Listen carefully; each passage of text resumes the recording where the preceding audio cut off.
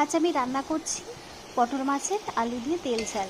তো প্রথমে আলুগুলো সিদ্ধ করে রেখে দিয়েছি, মাছটা ভেজে নামিয়ে দিয়েছি, দিয়ে কড়ার মধ্যে তেল দিয়ে তেলটা গরম হয়ে গেলে একটু চিনি দিয়েছি, চিনিগুলো লাল হয়ে এলে তার মধ্যে পেঁয়াজ কুচি আর পেঁয়াজ বাটা, আদা বাটা, জিরে বাটা আর দিয়ে বা টমেটো কুচি দিয়ে ভালো করে নাড়াচাড়া করে নিয়েছি, মশলাটা কষিয়ে নিয়েছি, কষিয়ে নিয়ে তার মধ্যে আলু দিয়ে দিয়েছি, দিয়ে এর মধ্যে লঙ্কা গুঁড়ো, হলুদ গুঁড়ো, লবণ দিয়ে ভালো করে নাড়াচাড়া করছি, করে এর মধ্যে যখন মশলাগুলো কষা হয়ে যাবে তারপরে জল ঢেলে দেবো। দেখতে পাচ্ছ জল দিয়ে দিয়েছি, দিয়ে জলটা ফুটে এলে মাছগুলো তুলে দেবো। তো মাছগুলো তুলে দিচ্ছি এর মধ্যে, মাছগুলো হয়ে গেলে তারপরে নামাবো।